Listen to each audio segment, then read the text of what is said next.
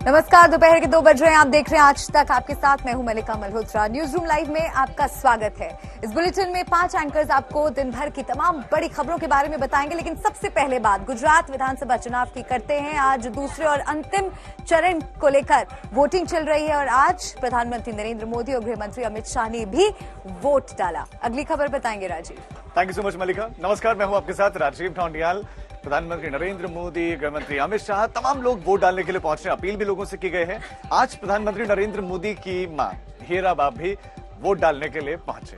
शुभांकर, देखिए, चुनावों के साथ उपचुनाव भी है और मैनपुरी में उपचुनाव चल रहा है, जहां पर समाजवादी पार्टी ने कई गंभीर आरोप भारतीय जनता पार्टी पर लगाए हैं। ये कहा कि पुलिस प्रशासन का दुरुपयोग हो रहा है। खैर, आपके साथ मैं हूं शुभांकर और मेरे साथ जुड़ रहे हैं आशुतोष। शुक्रिया शुभांकर, शुक्रिया मलिका, शुक्रिया राजीव और सभी दर्शकों को बहुत नमस्कार। मैं आपके साथ आशुतोष चतुर्वेदी। देखिए, बात गुजरात विधानसभा चुनाव की हो रही है, दिल्ली की भी बात हो रही है और उत्तर प्रदेश उपचुनाव की भी हो रही है। लेकिन ब्रेकिंग के साथ करेंगे शुरुआत गुजरात विधानसभा चुनाव की। अगर हम बात कर ले तो दोपहर 1 बजे तक तकरीबन 35% मतदान की खबर है और मतदान की रफ्तार अब बहुत ज्यादा पकड़ने वाली है, क्योंकि शाम तक गुजरात की जनता जो है हो सकता है कि कुछ कीर्तमान भी स्थापित करे, क्योंकि अब वोटिंग की रफ्तार कई जगहों पर काफी तेज हो चुकी है। तीव्र गति से लोग घरों से बाहर निकल रहे हैं और मतदान प्रक्रिया में खुद को शामिल कर रहे हैं। इसके पहले प्रधानमंत्री नरेंद्र मोदी ने भी मतदान किया। सुबह 9:15 बजे वो अहमदाबाद के बूथ पर पहुंच गए थे, मतदान किया और लोगों से अपील की कि ज्यादा से ज्यादा घरों से बाहर निकले और अपने मताधिकार का इस्तेमाल करें, प्रयोग करें। अब आपको हम जरा दिखा देते हैं कहां कितने बजे कितने प्रतिशत तक मतदान हुआ है। गांधीनगर 36.49%, अहमदाबाद में 30.82%, आनंद में 37.06%, जबकि अरावली में 37.12% मतदान की खबर है। और इसमें अगर आप ध्यान दें तो सबसे ज्यादा अरावली में मतदान की सूचना है, 37.12%।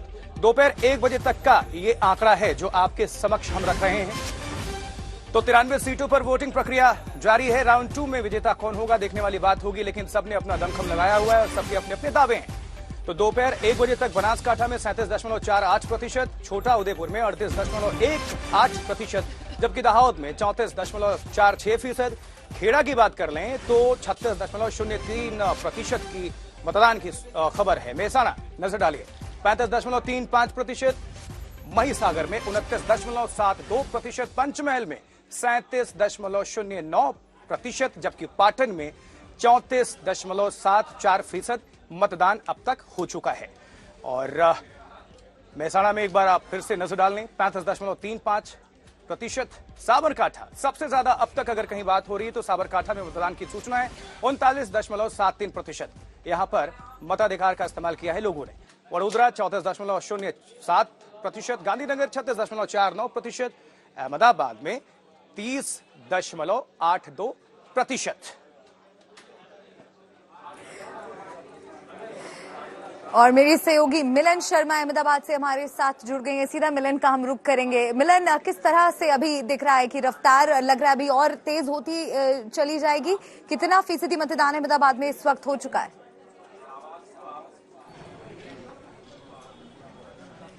देखिए, कुछ 30% तक मतदान इस वक्त अहमदाबाद में होता हुआ दिख रहा है। जहां पर मैं हूं ये एलिस ब्रिज की सीट मानी जाती है और पीछे आपको मैं दृश्यों में दिखाना चाहती हूं और इससे आपको अंदाजा लग जाएगा कि किस तरीके से यहां पर लोग उत्सुक हैं मतदान करने के लिए। काफी समय से हम देख रहे हैं कि लंबी कतारें यहां पर लगी हुई हैं एलिस ब्रिज की इस सीट पर और काफी समय से हम देख रहे हैं कि लोग यहां पर इंतजार भी कर रहे हैं। हालांकि मैं आपको बता दूं कि गुजरात में, अहमदाबाद में इस वक्त शादियों का सीजन भी है और शायद इस कारण भी बहुत सारे लोग देरी से आए, लेकिन जरूर इस वक्त जो पहले सुबह के जो मतगणना थी वो देखने के बाद अब लंबी कतारें आपको यहाँ पर दिखाई दे जाएंगी। बात भी करना चाहेंगे कुछ वोटर्स से। आप बताइए, कितने समय से यहाँ पर आप आए, लेट आए हैं आज वोट करने के लिए?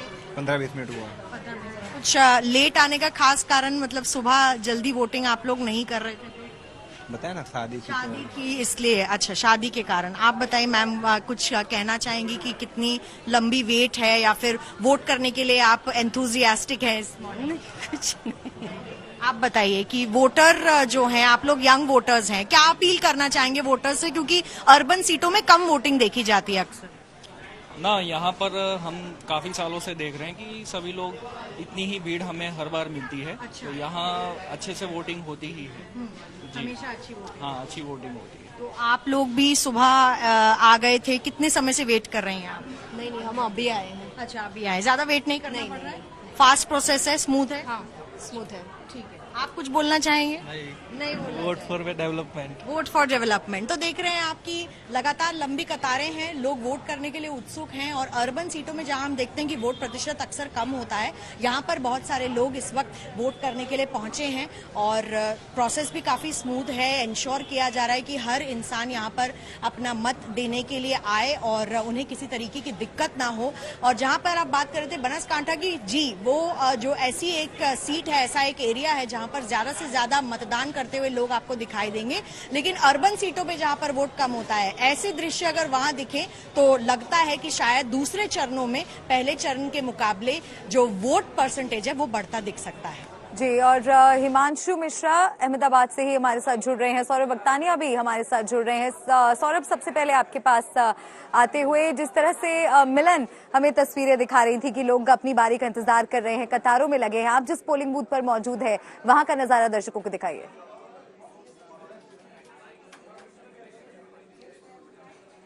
जी देखिए, इस वक्त हम यहाँ पर विरमगाम में मौजूद है और मेरे ठीक पीछे ये जो पूरा ऑफिस और पूरा जो आप पंडाल देख रहे हैं वो हार्दिक पटेल का बनाया हुआ है। लेकिन फिलहाल यहाँ पर कोई मौजूद नहीं, क्योंकि हार्दिक पटेल ने अपने पूरे ग्रुप का, अपने पूरे कार्यकर्ताओं को पूरे के पूरे विरमगाम में अलग अलग जगहों पे लगाया गया है।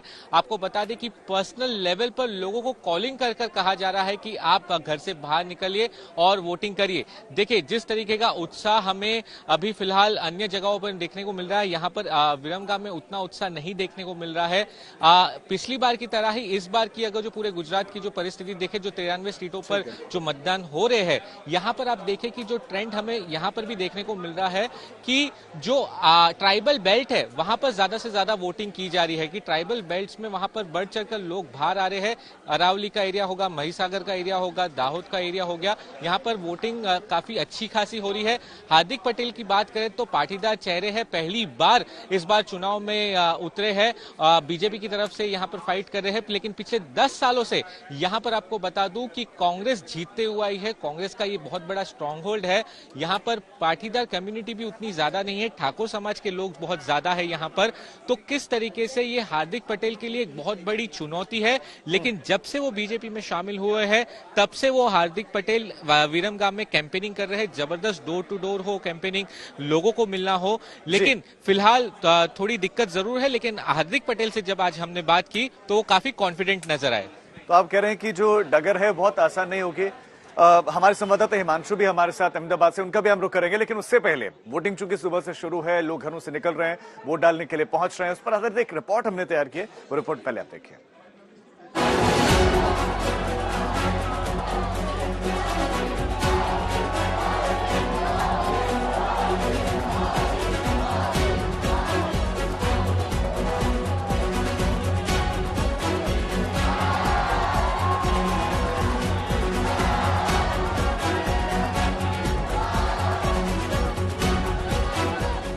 गुजरात में वोटिंग का फाइनल राउंड और पहले मतदान फिर जलपान के नारे को साकार करते हुए सुबह सुबह पीएम मोदी अहमदाबाद के रानी पे स्थित निशान पब्लिक स्कूल में वोटिंग के लिए हाजिर थे। लोकतंत्र के महापर्व में भागीदारी के लिए पीएम मोदी राजभवन से रानी के पोलिंग बूथ के लिए निकले तो रोड शो जैसा नजारा दिखने लगा। लोगों को पहले ही खबर लग चुकी थी कि पीएम मोदी सुबह 9 बजे मतदान करने वाले हैं। पीएम की एक झलक पाने के लिए सड़क के दोनों किनारे लोगों का हुजूम उमड़ा पड़ा था। उत्साह में लोग पीएम मोदी की तरफ हाथ हिला रहे थे तो पीएम ने भी गाड़ी से हाथ हिलाकर जवाब दिया।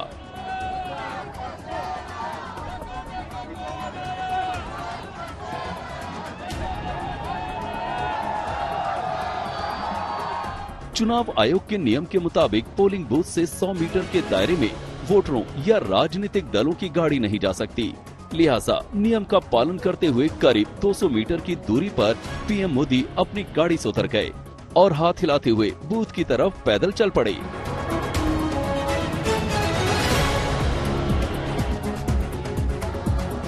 पूरा इलाका मोदी मोदी के नारे से गूंजने लगा।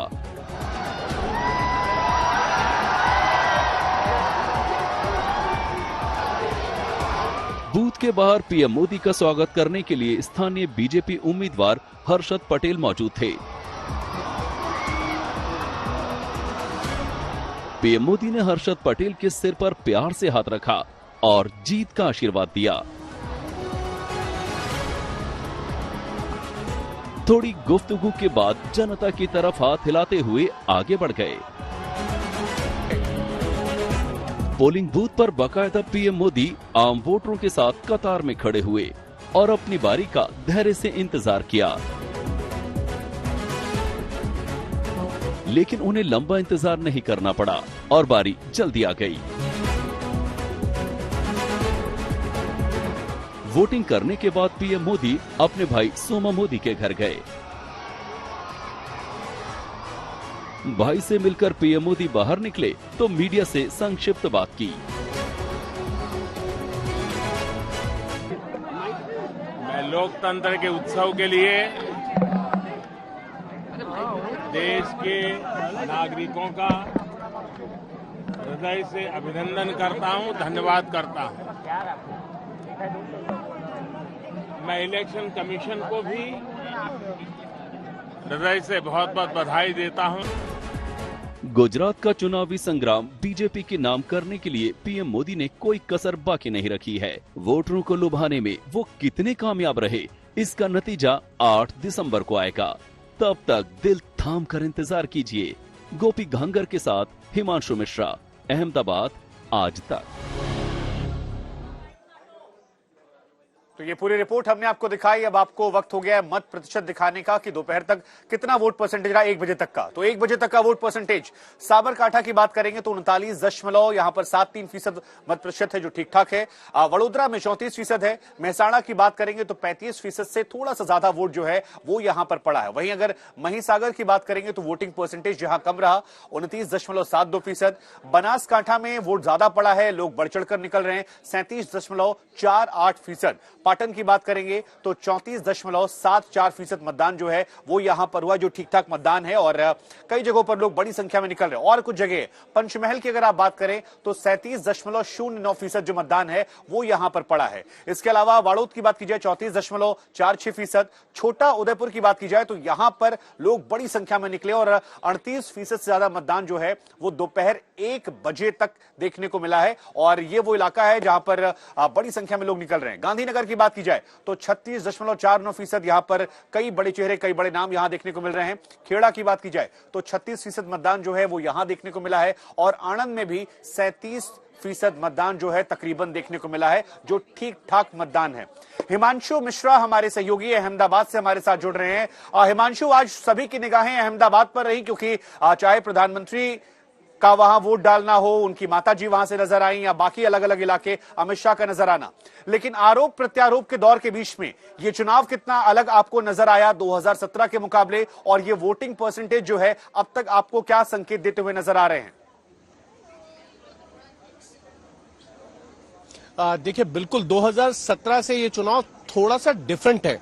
2017 में कांग्रेस यहां लड़ती हुई नजर आ रही थी, इस बार कांग्रेस यहां लड़ती हुई नजर नहीं आई, लेकिन कांग्रेस के नेताओं का यह कहना है कि वो डोर टू डोर कैंपेन कर रहे थे, जिसका इफेक्ट सीधा मिलेगा उन्हें, उसका फायदा मिलेगा। दूसरी तरफ क्योंकि प्रधानमंत्री नरेंद्र मोदी ने भी अपनी एक रैली के अंदर कहा था, कांग्रेस को आप कमजोर मत समझिए, कांग्रेस जो है वो डोर टू डोर कैंपेन कर रही है, चुपचाप कैंपेन कर रही है।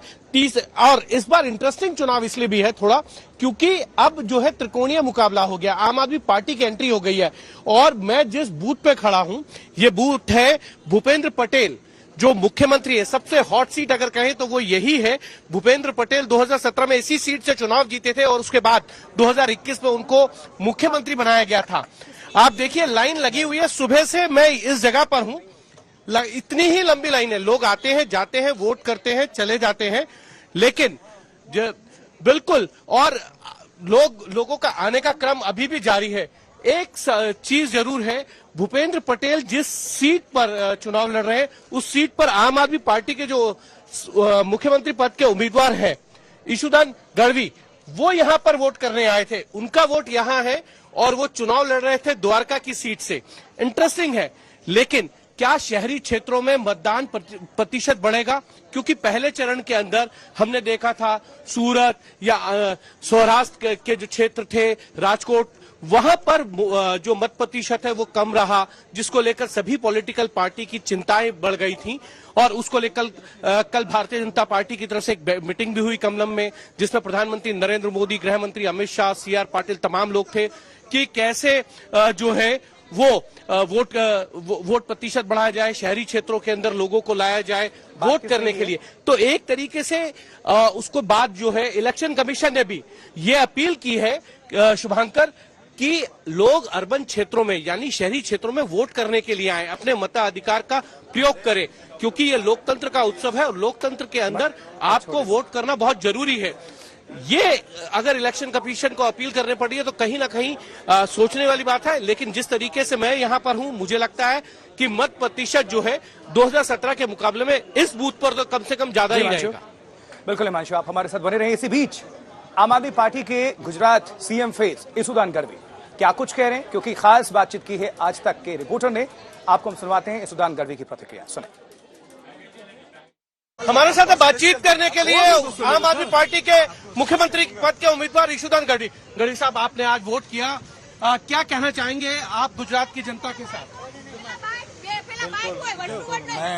मैं इसलिए क्योंकि आज दूसरे चरण का मतदान है और लोगों को मैं कह रहा हूँ कि मतदान करिए। हमें मतदान वोट करना बहुत जरूरी है। कितनी सीटों की आप उम्मीद करते हैं इस बार? हाँ, सेकंड फेज में हम उम्मीद कर रहे हैं 93 में से शुरुआत। और कितनी कुल सीटें? पूर्ण बहुमत की सीटें। आपको वोट भूपेंद्र पटेल जो CM है उनकी कॉन्स्टिट्यूंसी में करना पड़ रहा है? ये अच्छी बात, ये लोकतंत्र की मजा है। ये लोकतंत्र की मर्यादा है। जी हाँ, ये थे इसुदान गढ़वी, हिमांशु मिश्रा, अहमदाबाद, आज तक। और पिछले 27 साल का इतिहास अगर उठाकर देख लें तो कोई भी ऐसा चुनाव नहीं रहा जिसके केंद्र में नरेंद्र मोदी का नाम शामिल ना हो। एक स्पेशल रिपोर्ट इस पर देखिए आप। नरेंद्र मोदी को प्रधानमंत्री की कुर्सी संभाले 9 साल होने को है, फिर भी गुजरात में उनका स्वागत उसी आदर से होता दिखता है जैसा 12.5 साल तक उनके मुख्यमंत्री रहने तक होता रहा। आज का कोई हीरो है तो मेरे 6 करोड़ गुजराती है। सवाल ही कि 1995 के बाद से गुजरात के चुनावों में बीजेपी अपराजय क्यों है? क्यों गुजरात की जनता पर नरेंद्र मोदी का जादू प्रधानमंत्री बनने के बाद भी कम नहीं हो रहा? गुजरात से मिलने वाले इसी प्यार को नरेंद्र मोदी एक जिम्मेदारी बताते हैं। इसीलिए चाहे विकास का काम हो या चुनाव प्रचार, नरेंद्र मोदी किसी भी काम में कोताही नहीं बरतते। इसीलिए रैलियां हो या रोड शो, बीजेपी के लिए पूरी ताकत से माहौल बना देते हैं, जिसका समापन अहमदाबाद में नगर देवी मां भद्रकाली की पूजा से इस बार हुआ है।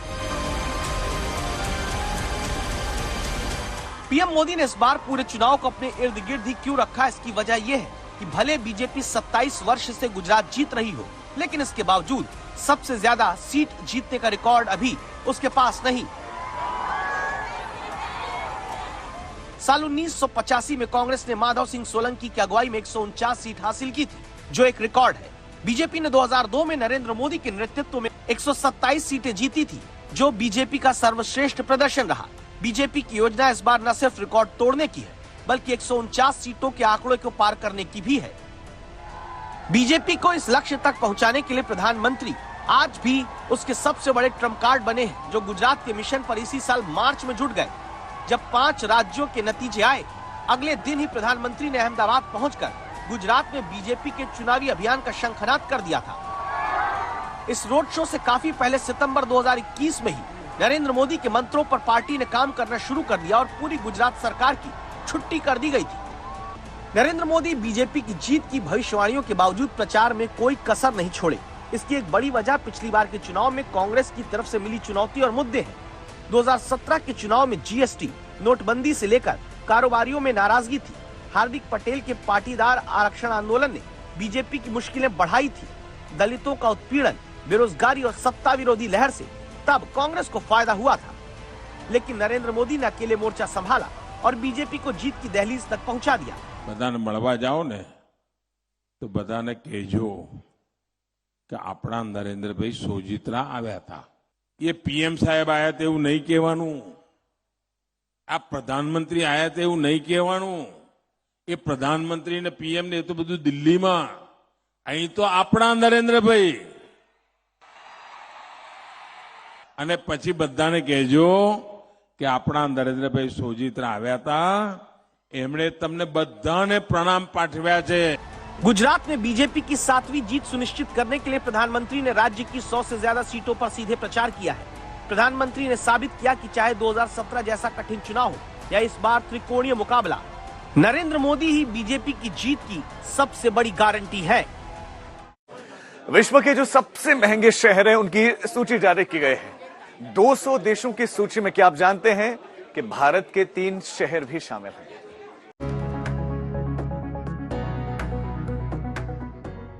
दुनिया भर में रहने के लिहाज से सिंगापुर और न्यूयॉर्क सबसे महंगे शहर हैं. ये दावा किया है लंदन की इकोनॉमिस्ट इंटेलिजेंस यूनिट के world wide cost of living survey ने, जिसके मुताबिक ऐसा पहली बार हुआ है. जब न्यूयॉर्क ने रैंकिंग में पहला स्थान हासिल किया है. सर्वे में जारी रैंकिंग में इजराइल का शहर तेल अवीव पिछले साल टॉप पर था, जो अब खिसक कर तीसरे स्थान पर आ गया है. इसकी वजह यूक्रेन में युद्ध और सप्लाई चेन पर कोविड के असर को माना गया है. इसके साथ ही एनर्जी यानी तेल, बिजली वगैरह की कीमतों में हुए इजाफे ने बड़े शहरों में महंगाई दर को 2 गुना कर दिया है. वैसे तो इस लिस्ट में 3 भारतीय शहर भी शामिल हैं, लेकिन इनमें से कोई भी शहर टॉप 100 में शामिल नहीं है. भारतीय शहरों में बेंगलुरु 161वें, चेन्नई 164वें और अहमदाबाद 165वें स्थान पर है. यानी इस लिस्ट में देश की राजधानी दिल्ली और वित्तीय राजधानी मुंबई का नाम नहीं है. दुनिया भर के 10 सबसे महंगे शहरों की सूची में 3 अमेरिकी शहर शामिल हैं. न्यूयॉर्क, लॉस एंजल्स और सैन फ्रांसिस्को शामिल हैं. कीमतों में बढ़ोतरी और डॉलर की मजबूती के बीच सर्वे में शामिल सभी 22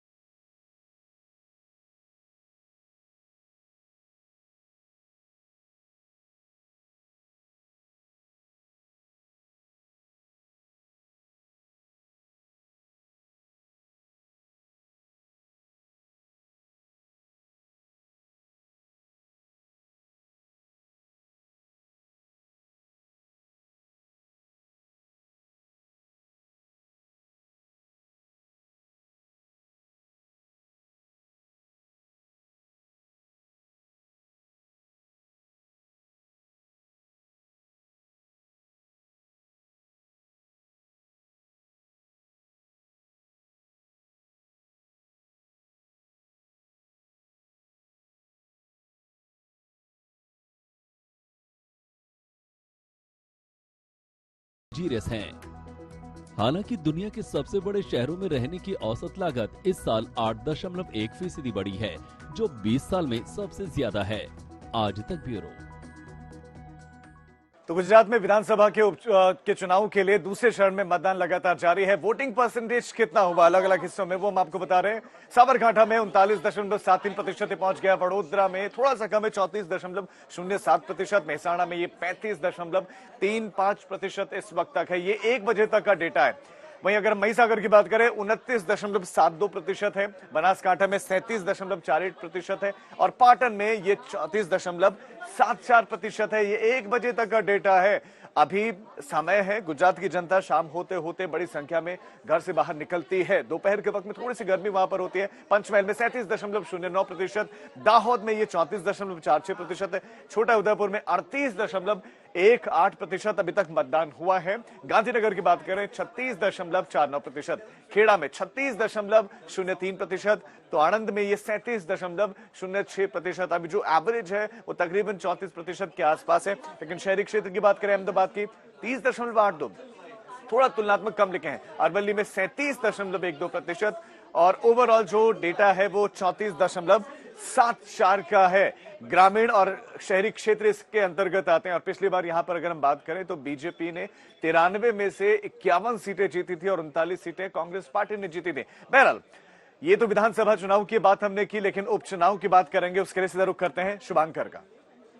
शुक्रिया राजीव। और उत्तर प्रदेश में आपको बता दें, उपचुनाव को लेकर भी सरगर्मियां तेज हैं। 3 सीटों पर उपचुनाव हो रहे हैं, लेकिन इस बार जो नजर है वो सैफई और मैनपुरी को लेकर है, क्योंकि सैफई में अखिलेश यादव ने कहा कि मैनपुरी में जो चुनाव हो रहा है उसमें वोट डाले नहीं दिया जा रहा, प्रशासन का दुरुपयोग किया जा रहा है। रामपुर को लेकर भी यही आरोप जो है वो भी अखिलेश यादव की तरफ से लगाए गए हैं। कुल मिलाकर समाजवादी पार्टी कह रही है कि भारतीय जनता पार्टी प्रशासन का दुरुपयोग कर रही है। डिंपल यादव क्या कुछ कह रही हैं, हम आपको सुनवाते हैं। हमारे सहयोगी ने उनसे बातचीत की। डिंपल यादव जी मौजूद हैं। बड़ा दिन है आपके लिए, आपने लगातार कैंपेनिंग करी है ग्राउंड पर, आज का दिन है, क्या कहेंगी जनता से? मैं जनता से अपील करना चाहूंगी, आपके चैनल के माध्यम से ज्यादा लोग जाएं, बूथों पे पहुंचे, अपना वोट डालें, अपने हक और अधिकार का इस्तेमाल करें। आपने ट्वीट करा है, लगातार ट्वीट हो रहे हैं, इलेक्शन कमीशन से आप लोग शिकायत कर रहे हैं, इस पर कुछ कहेंगी? जी हाँ, जिस तरह से प्रशासन और सरकार लगातार लोगों को हैरेस कर रही है, कार्यकर्ताओं को हैरेस कर रही है, और जिस तरह रात को भी काफी इस तरह की प्रक्रिया हुई है क्षेत्र में जहां पैसे और शराब बांटी गई है, कोई हथकंडा छोड़ नहीं रही है, जहां ये प्रशासन नहीं छोड़ रहा, सरकार नहीं छोड़ रही है, तो इस वजह से ट्वीट हुए हैं मेरे अकाउंट। रघुराज शाक्य को बड़ा चैलेंज मानती हैं?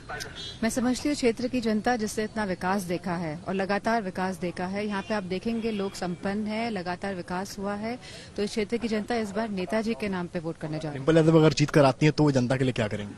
मैं समझती हूँ 1 साल का मौका मिलेगा मुझे, तो जितना हो पाएगा मैं उतना करूंगी और फिर अगले चुनाव का देखेंगे। आखिरी सवाल छोटा सा, अखिलेश यादव ने आपको कोई टिप्स दिए, कुछ बताया हो कि कैसे आप चुनाव लड़िए? मैं समझती हूँ ये मेरा घर है, मैनपुरी लोकसभा क्षेत्र, और घर के लिए कोई टिप्स नहीं चाहिए होते। ऑल द बेस्ट आपको। डिंपल यादव, आपने देखा एक्सक्लूसिव, बताया कितनी तैयार हैं। कैमरामैन संदीप के साथ समर श्रीवास्तव।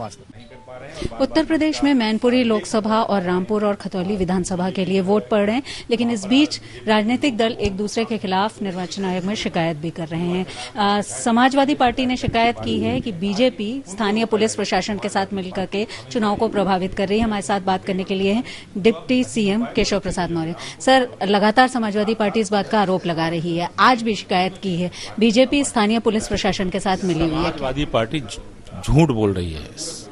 उनकी पार्टी का इतिहास, कन्नौज लोकसभा का उपचुनाव हुआ था, कोई उत्तर प्रदेश में कोई चुनाव निर्विरोध जीत सकता है क्या? लेकिन जब सत्ता तंत्र का दुरुपयोग करने का उनका इतिहास है तो वो भाजपा के बारे में ऐसा सोचते हैं। हम लोकतांत्रिक प्रक्रिया में विश्वास रखते हैं और उस विश्वास के आधार पर चुनाव के मैदान में जाते हैं और मजबूती से चुनाव को लड़ रहे हैं। अगर मैनपुरी की जनता समाजवादी पार्टी के खिलाफ है और भारतीय जनता पार्टी के पक्ष में है, तो वह गुंडों का उपयोग करके, माफियाओं का उपयोग करके, बाहुबलियों का उपयोग करके बूथ कब्जा करना चाहते हैं, पैसा से वोट खरीदना चाहते हैं।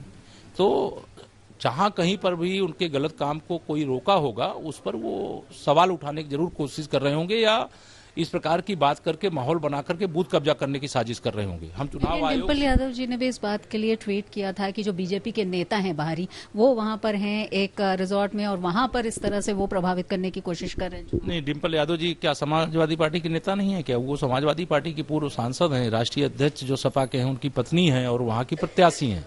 हम भी तो आरोप लगा रहे हैं कि समाजवादी पार्टी गुंडई के बल पर बूथ कब्जा करना चाहती है, बूथ कब्जा करके चुनाव को प्रभावित करना चाहती है, पैसे से वोटरों को खरीदना चाहती है, चुनाव आचार संहिता की धज्जियां उड़ाना चाहती है। हम चुनाव आयोग से मांग कर रहे हैं आज तक के माध्यम से कि वहां निष्पक्ष चुनाव सुनिश्चित हो जाएगा तो समाजवादी पार्टी के प्रत्याशी को बहुत करारी पराजय का सामना करना पड़ेगा। केशव प्रसाद मौर्य को सुन रहे थे। चलिए अब हम सीधा रुख करते हैं मैनपुरी की, क्योंकि हमारे 2 सहयोगी हमें ज्वाइन कर रहे हैं इस वक्त, कुमार अभिषेक और समर श्रीवास्तव।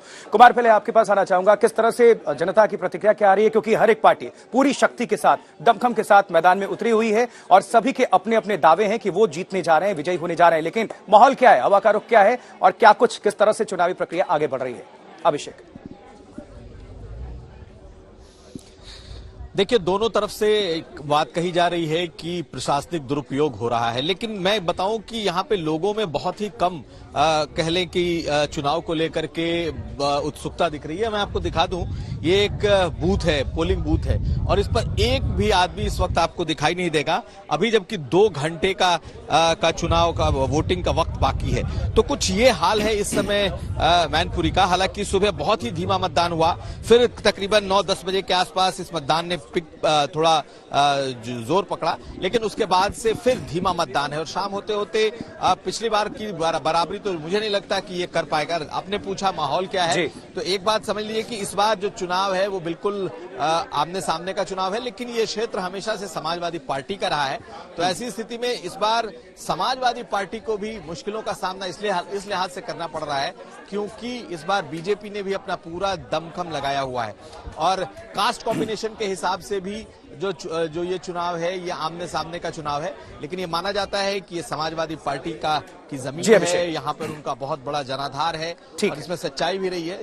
इसलिए फिलहाल माहौल के बारे में बहुत सटीक बात नहीं कही जाती। बिल्कुल, हम जल्दी से समर्थ के पास हम चल देते हैं। समर्थ श्रीवास्तव हमारे सहयोगी जुड़े हुए हैं। समर्थ, पहले और अब के चुनाव में बहुत बड़ा फर्क है। पहले ये था कि नेताजी थे और अब नेताजी नहीं है। नेताजी के नाम पर उस इलाके में समाजवादी पार्टी अखिलेश यादव वोट मांग रहे हैं। जनता के मन में क्या है ये तो बाद में पता चलेगा रिजल्ट के साथ, लेकिन आप जहां पर हैं वहां पर वोटिंग प्रक्रिया रफ्तार पकड़ी हुई है या सुस्त वोटिंग देखने को मिल रही है?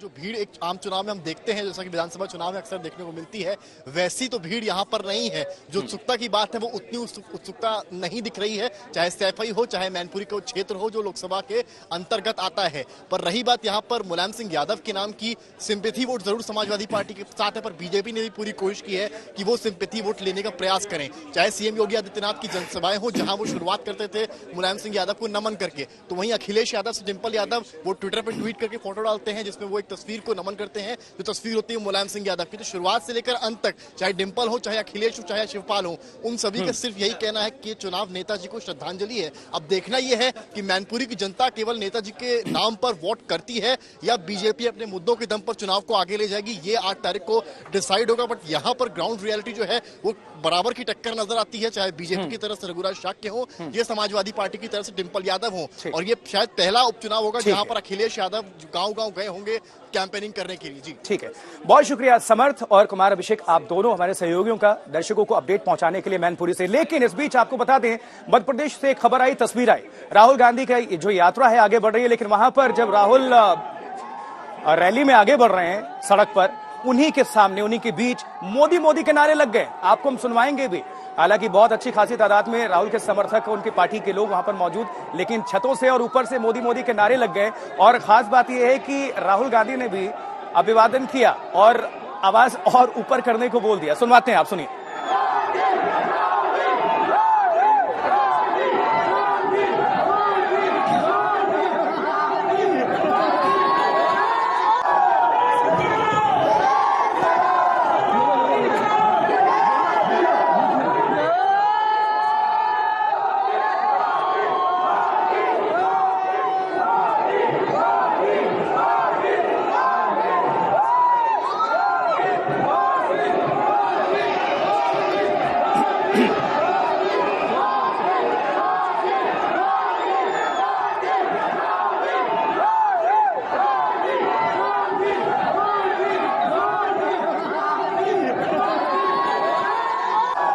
बिल्कुल, तो राहुल गांधी को भी आप सुन सकते हैं और देख सकते हैं किस तरह से, हालांकि उनकी जो ये रोड यात्रा थी, भारत जोड़ो यात्रा आगे बढ़ रही है, उनके पास भी बहुत समर्थकों की भीड़ थी, हुजूम, लेकिन मोदी के नारे लगे, जय श्री राम के नारे लग गए। हालांकि एक अच्छी बात यह देखने को मिली कि किस तरह से राहुल गांधी ने हाथ हिलाकर उनको भी अभिवादन किया और बोला कि वॉल्यूम आप चाहें तो और ऊपर कर सकते हैं।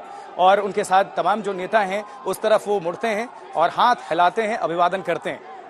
लेकिन ये तस्वीरें मध्य प्रदेश से, जहां कांग्रेस की यात्रा निकल रही है, लेकिन उन्हीं के सामने, राहुल गांधी के सामने मोदी के जयकारे लग जाते हैं। तो चलिए, हर बड़ी खबर पर हमारी नजर बनी हुई है।